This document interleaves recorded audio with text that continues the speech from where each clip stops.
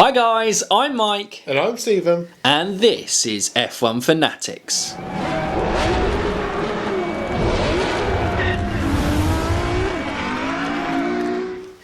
Welcome back to another F1 Fantasy Weekly, which is the place where you can get all your F1 Fantasy news. And as it is a back-to-back weekend, the last back-to-back weekend of the season, it means that you lucky people get a Mexico GP review of all the rundown of points and who did well in the league, as well as getting a preview of this week's US Grand Prix at COTA. Guys, if you are new around here, don't forget you can subscribe to the channel, click the bell notification, and you can keep up to date with all our latest content, just like this. But what we'll do now is we'll start off the F1 Fantasy Weekly. How we always just start it is if you are a new listener here, or if you are a continuing listener and you're taking part in F1 Fantasy and not really sure what it is, here is our brief run through of what F1 Fantasy is. It's like every other fantasy game. You get a budget, you select your team. In the case of Formula 1, you select 5 drivers and 1 constructors within a $100 budget, $100 million budget. Got a $100 budget, that would be... Yeah, that'd be tight. That would be tight. And you score points with a collective of those drivers and constructors over the course of qualifying and the race. And obviously, if you DNF or get penalties, you also can get minus points. Ooh. Ooh. And if you turbo the minus points, it means double the minus points. Ooh. Ooh. Very tough. Anyway, that is what F1 Fantasy is. Any other questions on it, please do comment below.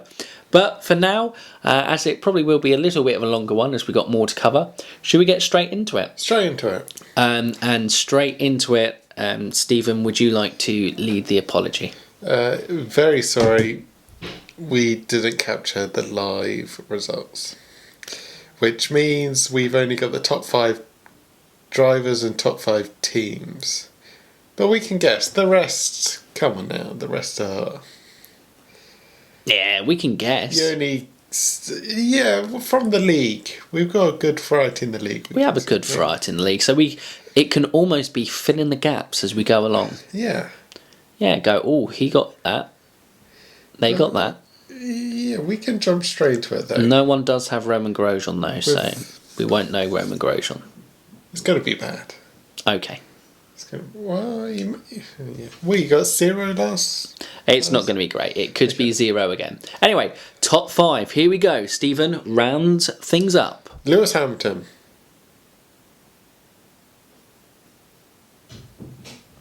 Points. 45 points. 45 points. Right, yeah. No, sorry. I didn't realise I was meant to cue you for the points. I thought you were just going to round them off. Lewis Hamilton, 45 points. Lead scorer. Dramatic pause. Oh, okay. No one saw it coming. Top point scorer and he won the race. I mean, I'm sitting here and I didn't see it coming. This never happens in fantasy. No. Would you believe the second driver, second point scorer, Sebastian Vettel? Can you believe it? He finished second in the race. Second and he didn't see that one coming. Point scorer? Yeah. Did not see that one coming. It's the common theme. Right. So Lewis Hamilton got 45 points. Sebastian Vettel got 33 points. Valtteri Bottas got 30 points. Is there a streak there? Oh, he's only 3 points behind Vettel. It kind of makes up, yeah. Leclerc number 4, 26 points. Albon number 5, 23 points. Which means if you turboed him again, Alexander Albon was the top point scorer from the weekend. And when we always say turbo Albon, and I turboed Sainz this weekend, why did I do it? Why did I not believe in the Alex? It was the first time I did turbo Albon because I was like, okay. And we've seen it every time since Spa. I probably should start turbo now. And I had him everyone since Spa, and I've decided he's made me lots of points. Maybe this is unfair. I should stop turboing. That wasn't sensible. Anyway, moving on to the constructors. So Mercedes 75 points. Oh, big point scorers. Ferrari 49 points. Ooh. Mercedes on a streak? No, 75 sounds about right. Yeah, but 49 points for Ferrari. What's that difference? Yeah, second place. Because they got second and fourth, didn't they? Yeah, but it's not too far off first and third. And they would have got qualifying points more.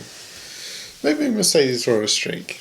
The streaks are coming next season. If you did miss that episode, it's coming soon. Streaks coming soon. And Playtech Super Life, no doubt we'll mention in the comments if we have got it wrong.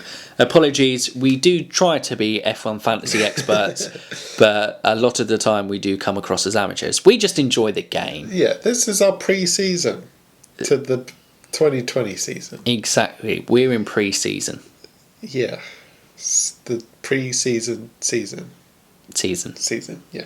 Third was Red Bull, 38 points, drop off from 11 from third to second, third.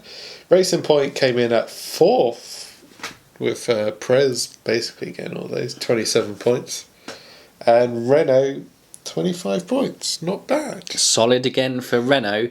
But again, if you are choosing anyone other than Mercedes or Ferrari at this point, in fact, if you're choosing anyone other than Mercedes at this point, it's probably not great for you. I took out Mercedes this week. Oh, I kept Mercedes this week. Yeah, I should have. You should have. I wanted to bring in Leclerc. So, in both counts, that went terribly wrong. Yeah. I should have just kept with Bottas and Mercedes. Yeah. You should have done. Minus points, we're going to take a stab in the dark that it will be Kimi Raikkonen and Lando Norris, obviously being DNFs, so not great if you had them. And luckily, I took Kimi Raikkonen out for the man that is Checo Perez this week, so I was very happy with that point scorer from there. How many points did Perez get? He got 22. 22, so good turbo. Good turbo. Sainz got 8 points, was it? Sainz got 8 points, so not a great turbo. So I'm just going to go through the league to see if there was any... Oh, Norris minus 9 points. Oh dear. Verstappen got 20 points. Not great, and I took him out to put in Charles Leclerc, but Charles Leclerc only got 26 points. Ricciardo got 20 points. There are a few decent point scorers here. K-Mag got 11 points. No disaster. Not for Haas, at least. Katie's team, by the way, if anyone was wondering. To find out. Oh, Kimi got minus 11. Oh, that is a big minus. We'll touch on why I'm going when we do the league run through. Oh no. Kvyat got 4 points. Yeah. Yes, those were a few. That was a kind of very relaxed. Some other points that got scored within it. So McLaren got 4. The general thoughts from the Grand Prix is, like in the race, there wasn't really any surprises within it. It was looking like it was going to come to a great climax, and then it just kind of fizzled out. Yeah, it did fizzle out. And so, therefore, the points looked like you might have got some big point scorers, and then regular service was resumed. Because at the end, it was like, will Leclerc catch up with the front three? Lewis has to stop. Where's Lewis going to do? Yeah. I mean, will Vettel hold off Bottas? At the start of the race, it looked a great call to bring Leclerc into it. Yeah. For me and for you. And by the end of the race, it didn't look great. No. Oh well. Well, he keeps going on about, why wasn't I pitted first? They pit him first, he finishes in 4th. Exactly. That's why they don't pit you first, Charles. It's all your fault. Yeah. Right. And moving on now, probably a good point to move on to, is the F1 Fanatics Fan League. And let's see who's going. And Tomako Playtech Super Life, and an interesting point you found out in the week, Stephen, is he's the most valuable team. So that means that if you had been following Playtech Super Life in terms of how he's been trading and making money through the F1 season... He did at the start, didn't he? I think he did it in the first few races, and now he's committing drivers to what he thinks is a winning combo. But I think, like all of us, was fooled a little bit in the fact that Red Bull might have done better than what was expected, and Ferrari took by surprise. Yeah. But he's well and truly sorted that now. Yeah. Anyway, Tomako Playtech Superlife is currently still top of the F1 Fanatics Fan League. He has scored a 1,289. Big total there. And this week, we'll do it as we always do, guys, where we'll look a little bit more in depth at the top 5 and then we'll give a quick run through and a shout out to a certain driver that did well within their team or particularly bad in the week. So, 205 points for Playtech Superlife. Scoring big with Mercedes. Constructor, Hamilton win. Bottas third and Leclerc. So got 1, 3 and 4 in the race. Carlos Sainz was his turbo. So probably his only mistake from the weekend. Scoring him 16 points, and Alexander Albon getting 23, which led to a weekend total of 205 points, which I think was the highest scored in the league this week. So congratulations to Playtech Superlife. Yeah, nice. Number Second 2 in the league is you. Yours truly. Wait, Thank you. Yeah. Yours truly is me. Yes. So me. Yes, you. Don't talk us through your team. I can talk us through my team. So I am on 1,173 points. So the gap has increased to more than 100 again. So well done, Playtech, for extending your lead. 182 points only scored this weekend. Perez, I took a minus 10 hit as well. So Bottas, Leclerc were teams 13, 26 points between them. Albon 23, Sergio Perez, good bring in, backed him to do well in his home Grand Prix, and he didn't disappoint for me. Carlos Sainz was my turbo, so he scored 8 points and turbo to 16. Mercedes is my constructor, 75. So if I'd gone for any of the other 2 options for turbo, it probably would have been very good. But unfortunately, missed out some points and would have been very close to Playtech Superlife again for top point scoring. Yeah, Perez was a great shout to bring in. He was, I know. Sometimes we know what we're on about, Stephen. And in third place, moving up to third place, who's that, Stephen? Oh, yours truly. Yours truly. There we go. Jarno Truly? What? Sorry? Ex-F1 driver, Jarno Truly? Yours truly. Yours truly. I got 184 points this week. I had Leclerc that I mentioned. I took out Boss and I took out Mercedes, Brian Leclerc and Brian Ferrari. So I thought Mexico, it's all going to be about that power unit, and then the Ferrari upgrade package will see them through. I mean, that has cost you 26 points. 16 points on the constructor. 30 plus the minus 10. 40 points. Yes. Good call. Yeah. If Ferrari got their strategy right, it looked a very good call. Yeah, it would have looked alright. You know what? Who might be the better Ferrari pick? Yes, Sebastian. I'm not going back. Don't send me back to Sebastian. Don't send me back. If you're wondering why we are saying that, go and view some of the early episodes of F1 Fantasy Weekly around about Singapore Grand Prix.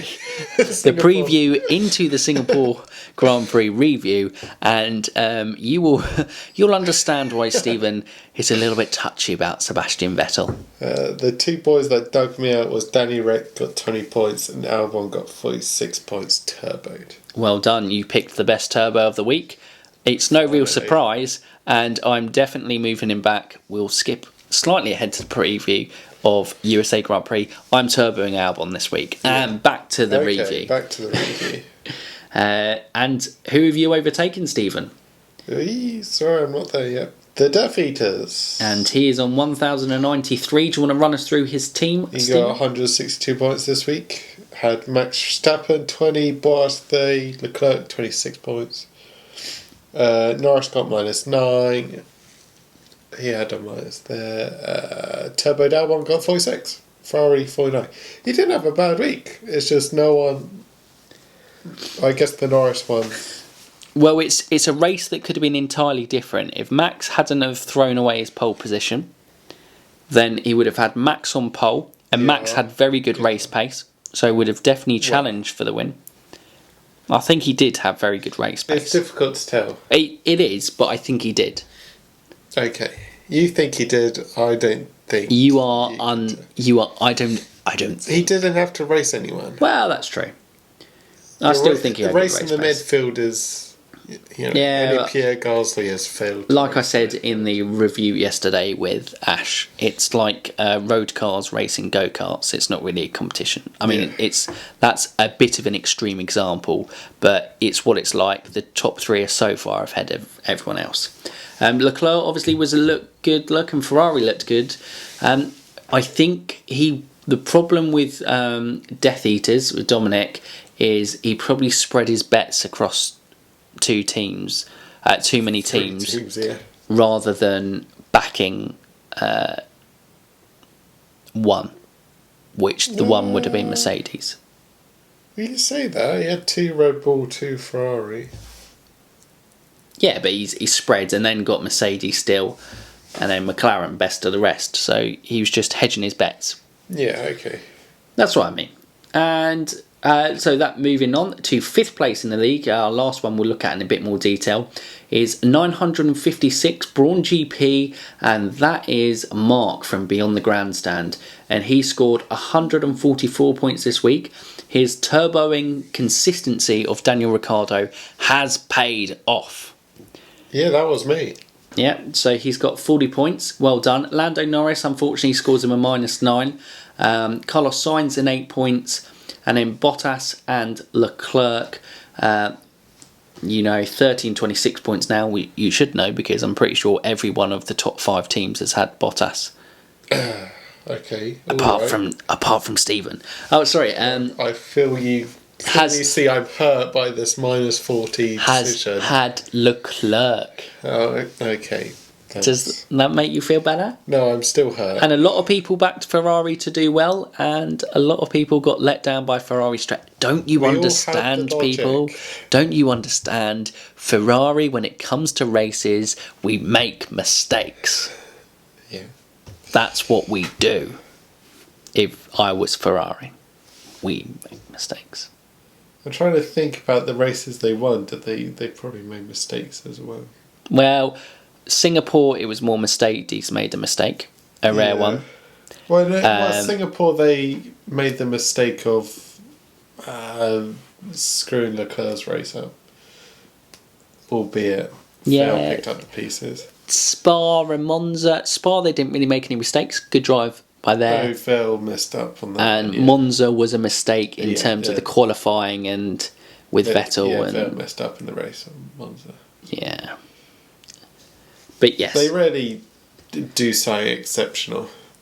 Sometimes they do okay on strategy-wise. Sometimes they just don't do anything. Yeah. So that's probably the best they can hope for. Suzuka was like, yeah, we're here. We're here. We got 1 and 2 on the pole, and now we're gone. But we're here. We're here. Strategy's okay. Oh God, Ferrari, please get it together, please, for a competitive championship next year. Anyway, in 6th position, moving up into outright 6th position, and that is Red Bull Gives You Wins with Zach, and he's on 867 points, and the highlight of his team was Valtteri Bottas with 30 points, and obviously and Mercedes as constructors, 149 points in total, and then George Russell with 13 points, another fill in the gaps. But just draw your attention to Kimi Räikkönen on -11. I want to jump further down the league to, I feel bad, the Haiti. That what's his name? Force Lebanon Ferrari. Yeah, unfortunately, turboed Kimi, -22. Oh dear. That's oof. And that moves him on to 702 points and moved down to 9th, which means that Ash has moved up into 8th position to 750. This is a bit of a carnage top 10 now. We've scattered all over the place. Well, we've done the top 5. Yeah, but I just wanted to draw attention to the term. It was a of the good minuses. link to move. It always feels bad. Yeah. You never like to see it. No. I got minus 19 in Suzuka. So Cool. with Danny Rick. Yeah. He was turboed. Yeah. That's minus 38. Well done. Congrats. It hurts deep. Stephen did appreciate your sympathy, Playtech Super Live. He did appreciate your sympathy. I feel your pain. But yes, Heidi, Stephen feels your pain. We'll run through Ashes and then, so 133 points. Red Bull Constructor still. Sainz, Russell, Bottas, Leclerc, Hulkenberg. Hasn't changed the team yet still. Looking at that, George Russell changed the team. would have been his best turbo. Which is not something you can often say. He would have scored him 23 points. 26 points. Oh, go on, George. Well done, George. We like George. And then 7th, sorry, we skipped her out and then gone back in. It is with Katie. Yeah, we can't miss. The turbo of the K-Mag paid off quite well. Well, it was respectable 22. More than Carlos Sainz. More than Carlos Sainz. So well done, Katie. Should have gone with Albon. But well done, Katie. And she has to turbo K-Mag next week because it's US Grand Prix, Haas home Grand Prix. So we'll leave you to that. And then at the bottom of the league still, 688. With Force Lebanon on a free fall through the league. They still might not finish rock bottom where they've been since week 1. But the F1 debate show with a solid 93 points this week. So 20 for Max Verstappen.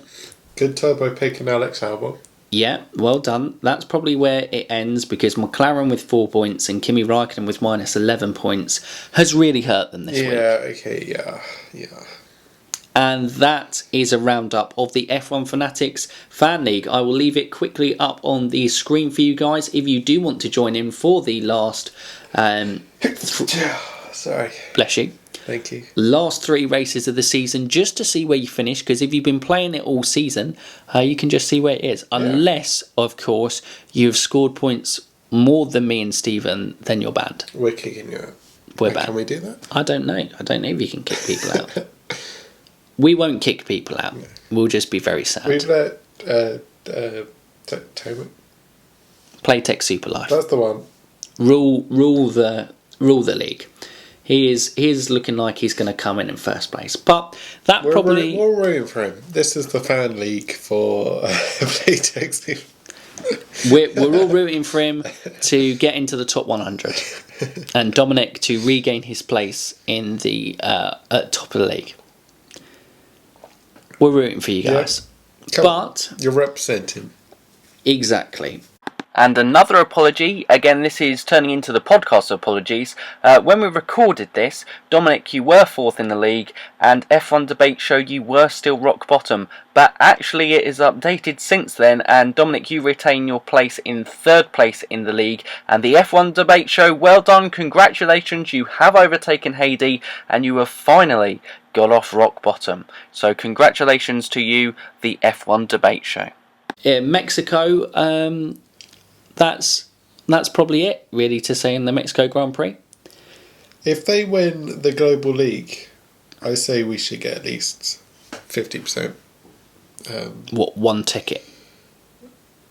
Because it's like 2 tickets to the Grand Prix. Yeah. Well, they probably should just give both of us the tickets because there's 2 of us. Ah, yes, so and then they should go together. We'll take pictures. Yeah. Of it, you know. That's true. Thank you for donating your prize to F1 Fanatics. Cheers. I'm not sure we'd be popular if we start stealing people's prizes. Yeah, they can keep them. Okay, you can We're rooting for you. We're rooting for you. Win a Grand Prix. Everyone wants to go to a Grand Prix. It's a great experience. We're going to more next year, so that shall be good. So yeah, Mexico rounded up there, which means we move on to the US Grand Prix, and obviously we will finish off in the later part of the podcast with the Kimi moment of the week. So the US Grand Prix, looking ahead to this weekend, where we go for top scorers, it is usually predictable at this point, but we'll do it for there. For me, I'm going to say if you can go all Mercedes, go all Mercedes. Yeah, it suits them, doesn't it?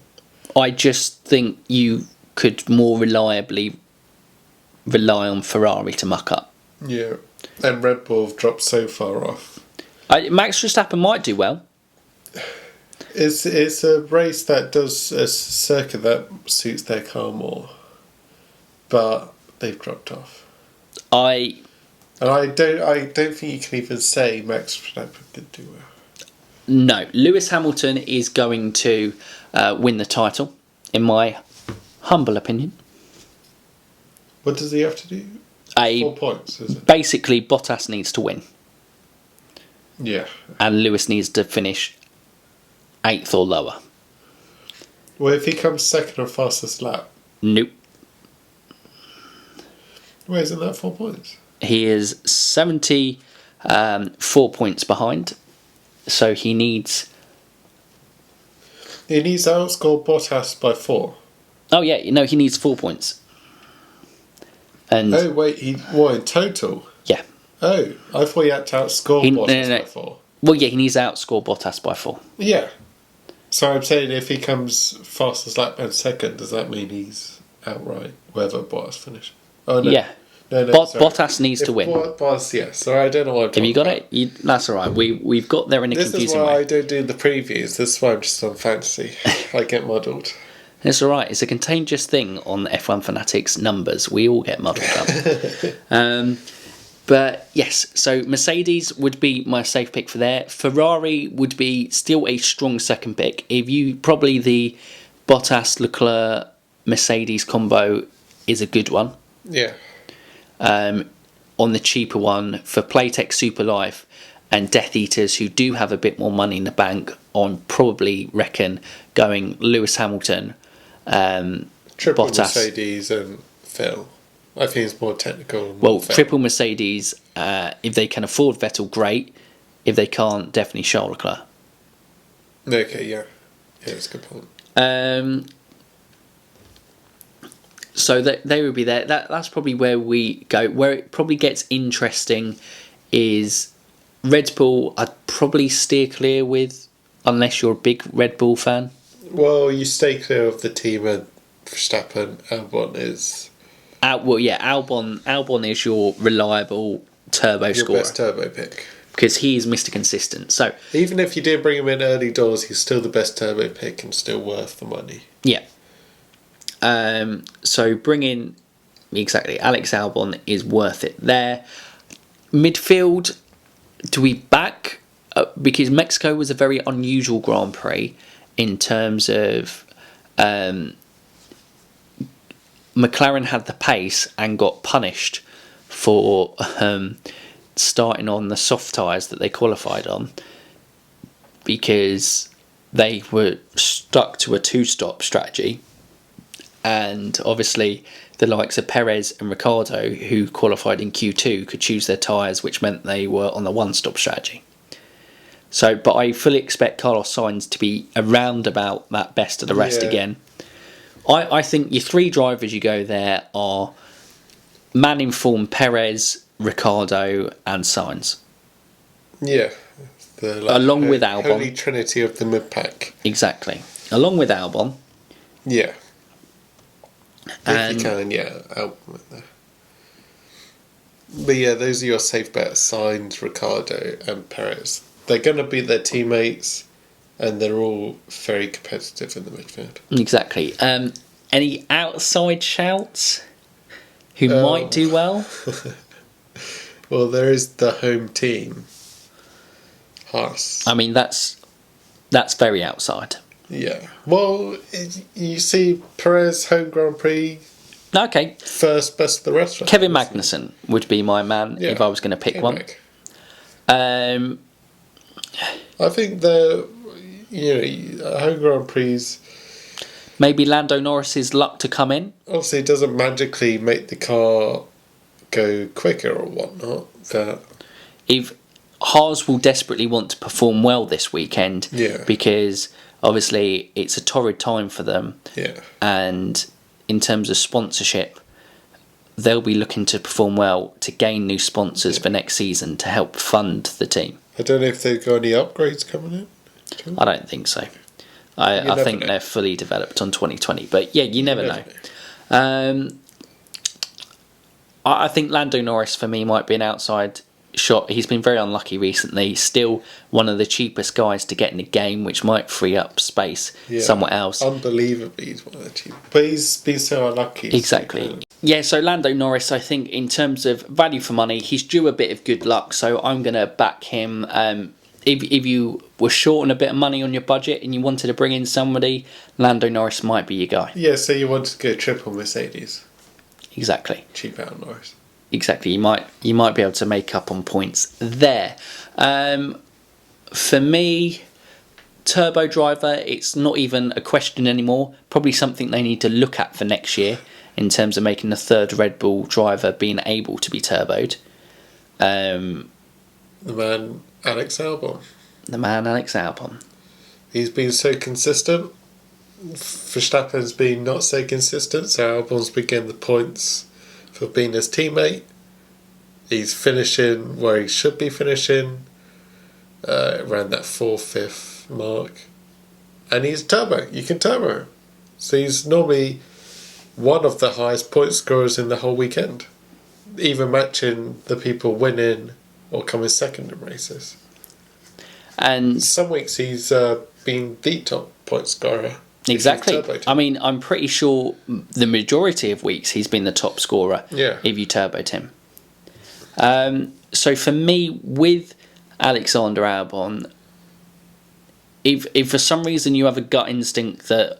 Sorry, he was the top point scorer this weekend. Yeah, exactly. By points. If you did have a feeling that he wasn't going to have a good race or he might crash out or something like that, if there was people outside of Alex Albon, it would be the usual Carlos Sainz, Sergio Perez and Daniel Ricciardo. I don't think you can see past them. They seem, now that everything's settled in F1 Fantasy for this year and basically teams have started to retire from the season, there isn't much hope for the Alphas, Haas or Williams, other than the odd points. Stay away from Alpha. Exactly. I saw some, ditch Kimi. It's over. Kimi is over. 2020 maybe. Apart from the Kimi moment of the week, that's not over. Sometimes we've said this second part of the season, pick Kimi experience. But I think we've seen Alpha have just given up. Yeah, and I don't think he's particularly happy with how that situation is too. Driver ratings, Giovinazzi was a ghost. Yeah. And Kimi had mysteriously retired. I mean, it looked like he was pinched by Kevin Magnussen at the start, received floor damage, and I think he retired later on in the race because there was no point running. But I only watched that the second time I saw the race through, and obviously was looking out for things that I hadn't noticed when it happened live. Yeah. So Giovinazzi the ghost, poor Gio. But yeah, that probably rounds off the preview. We are now getting to that stage of the season where everything's pretty much done and dusted. Everything's kind of settled. So our reviews and previews are pretty easy to get through. Yeah. The previews especially, it's go Mercedes, turbo Albon. Avoid Haas. Yeah, we might actually just stop recording these. We might just put on cut, copy, paste and release the same video and see how many people figure it out. Reviews are okay. Yeah, reviews. We get to see the league. Yeah. Yeah. Yeah. Like to see the difference. But we'll capture the live scores next time so we can actually see. We promise after our public apology, we will promise that we will get the live scores. We're sorry. Yeah. Again. I feel we'll just this could have been a great ending, and it's like yeah, and then we didn't look, and then we were like, we should have looked. Yeah, we should have looked because the midfield there was bits going on. Exactly, there was, as always in the midfield, Yep. and it actually did get some quite good coverage actually this race, the midfield. So that was quite a positive thing, and there was some good on-track racing, especially I think through turns 4 and 5, going into turn 6, which is the kind of almost elongated hairpin type thing. I feel this race in Suzuka, they've been covered quite well. Purely because you've had Leclerc charging from the back. This race you had Verstappen. Yeah, so what we basically need for them... There's people racing back here. What we basically need is another one of the top drivers to kind of crash out or have damage early doors so we can watch more midfield action. That's what we need. Thank you, Sky. But now we round off with our usual Kimi moment of the week, and because obviously we recorded the preview for Mexico before I went away to on holiday, it meant that we missed probably the biggest Kimi moment of the week. We messed up. For our second apology, we messed up because we missed Kimi's birthday. Happy birthday, Kimi! Happy birthday. Belated. Yeah. Very belated. If you listen to this, because obviously Kimi Räikkönen would listen to this because he has his own moment every week. Exactly. How old is he now? He's 40. 40, that was it. I was going to say 30, and then I was like, no, he's definitely not 30. I mean, he would be the oldest 30-year-old in the game. He would have started racing when he was 10, which, with how relaxed Kimi is, I wouldn't have put it past him. I feel people would have gone, yeah, that's fine. Yeah, that's all right. He did actually. He's one of the most inexperienced drivers to be given an F1 start, because he'd only, at the time he was given his seat in F1 with Sauber, he'd only driven 23 professional races Fair. in his career. So That's just how good he was. Clearly. And how good he is. Exactly. How good Kimi Räikkönen is. 40 and he's only getting better.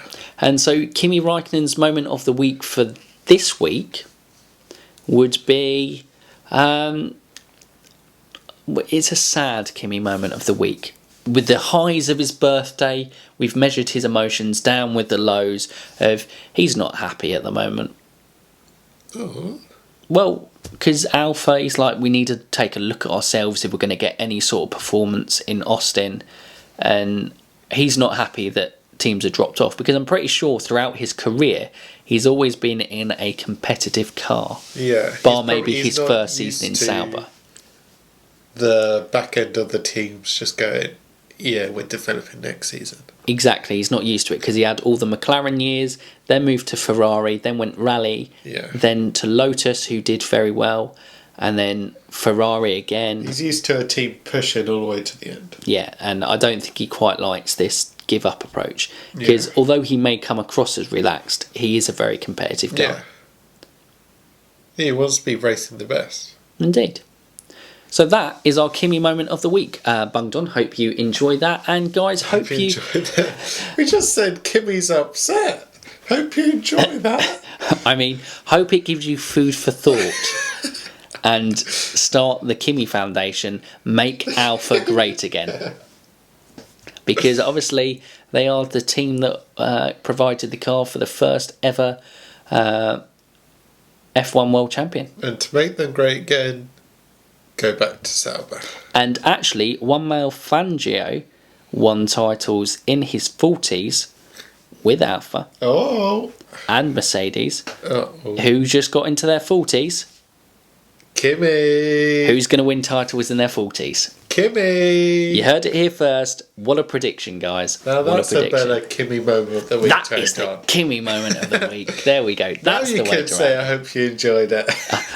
I hope you enjoyed F1 Fantasy Weekly. And guys, if you did like it, let us know. Give us a thumbs up on the podcast. And Stephen, what should we comment on below? Comment how you did this week? Yeah. Anything else? Who are you going to turbo this week? Will the home Grand Prix effect pull Haas up? There is the question of the week. Will it have a magical effect on their car performance? There you go. There is the question of the week from Stephen. Will the home Grand Prix have a magical effect for Haas and pull them in, combining with my bold prediction that will come out tomorrow? So you'll have to wait and see in the race preview tomorrow of Haas. Will they score points? Anyway, guys, if you are new around here, don't forget you can subscribe to the channel and click that bell notification, because that can keep you up to date with more fun contents, which Wednesdays are just me and Stephen rambling about F1 Fantasy loosely. Get muddled. And general F1. Lots of apologies. Lots of apologies. And we're still waiting for Sebastian Vettel's official apology, Seb. So please do give us that. Yep. Still waiting. And you F1 fans, keep racing.